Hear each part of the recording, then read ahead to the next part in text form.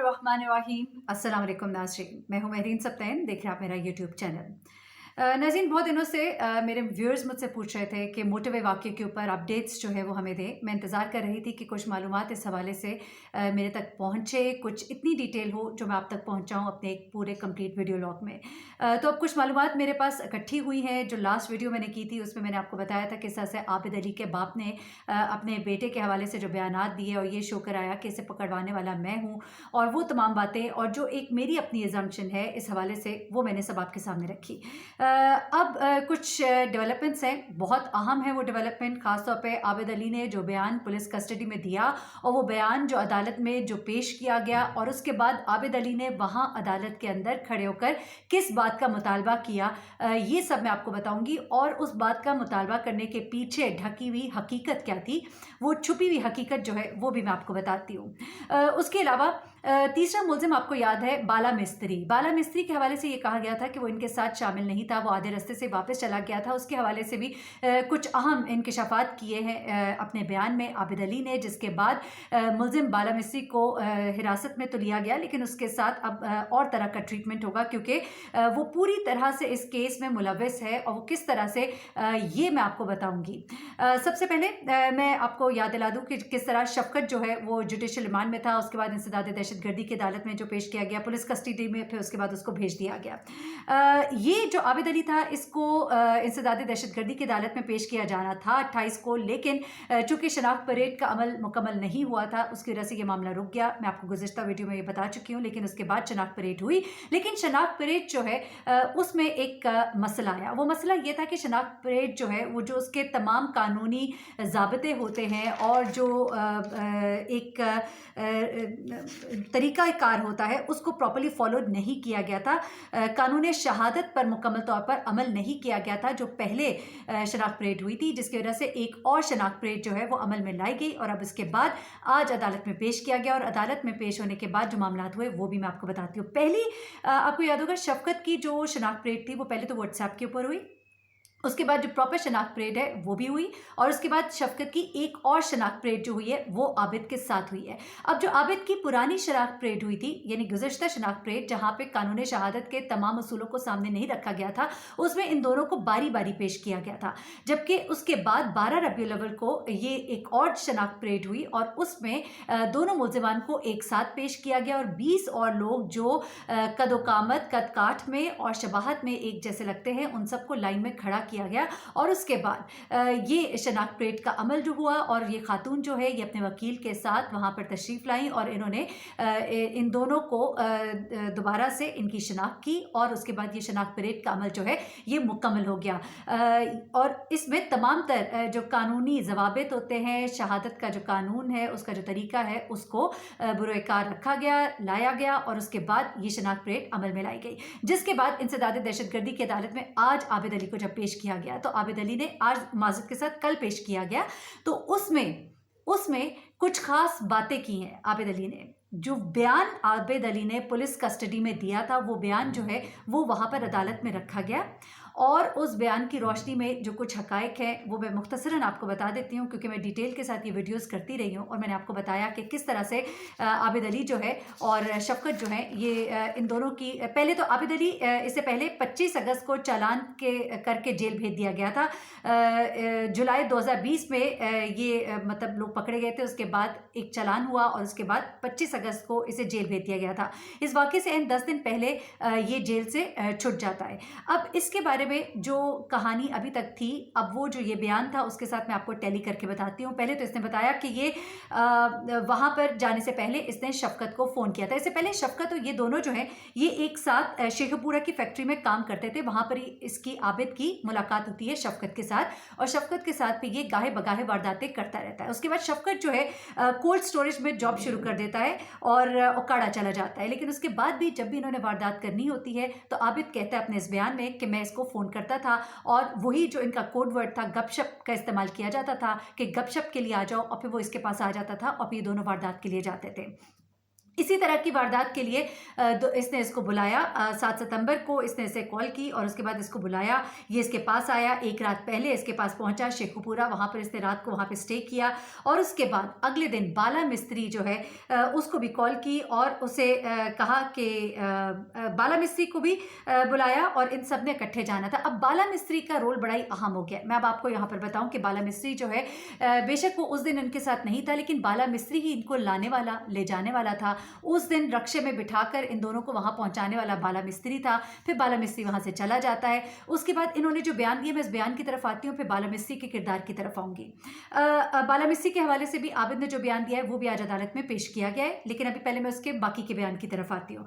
उसने फिर उसके बाद पूरी डिटेल बताई कि ये वाकया किस तरह से पेश आया, वहां छुपे हुए थे, उससे पहले भी कुछ वारदातें उन्होंने की थी। उसके बाद ये गाड़ी की लाइटें जलती देखी, फिर खातून के साथ जो बदतमीजी की, जो बच्चों को सड़क पर घसीटा गया और जिस तरह से उसके बाद फिर उन्होंने बताया कि हम लोग अभी वहाँ पर मौजूद थे कि पुलिस वहाँ पर पहुंची। जिस वक्त ये खातून सड़क पे थी, इनको देख के एक शख्स ने 15 को कॉल की थी। उसके बाद वहाँ पर डॉल्फिन फोर्स पहुंची। ये कहते हैं कि जिस वक्त पुलिस वहाँ पर आई तो मैं वहाँ पर मौजूद था, ये आबिद का बयान है।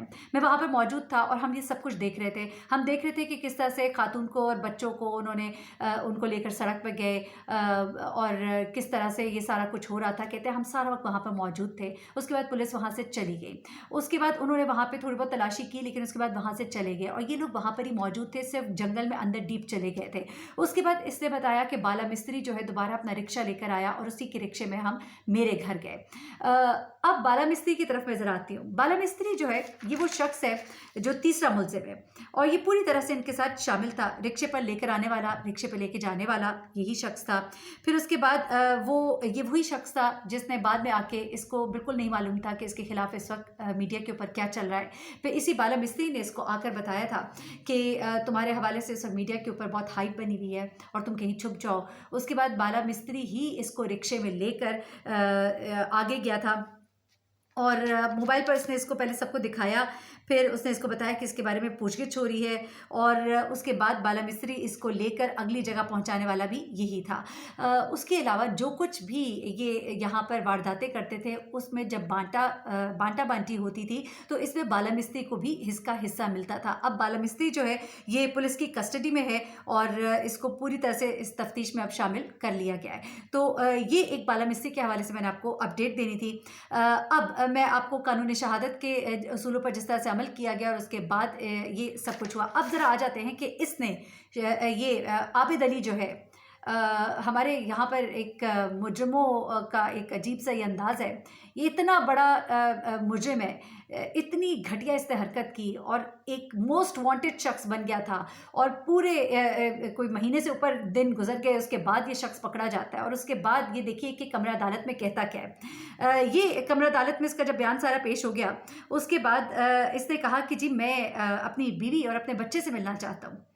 ये आप इसका ज़रा लाडलापन चेक कीजिए कि मैं अपने बीवी और बच्चे से मिलना चाहता हूँ। लेकिन अदालत ने इस बात को टाल दिया है और अदालत ने कहा है कि पहले ये ज़रा बाकी मामला जो है निमट जाए, उसके बाद मुलाकातों को देखा जाएगा। और उसके बाद मैं इस बारे में आपको बताती हूँ कि इसके पीछे असल वजह क्या है। ये पूरी साजिश एक थ्योरी है जो मैंने आपको भी ज़रा समझानी है मुख्तसरन। अच्छा, अलबत्ता ये कि अब पुलिस को कहा गया, पुलिस ने दोबारा इसको अपनी कस्टडी में लिया, अदालत से वक्त मांगा है। अभी इससे कुछ मज़ीद तफ्तीश की जाएगी।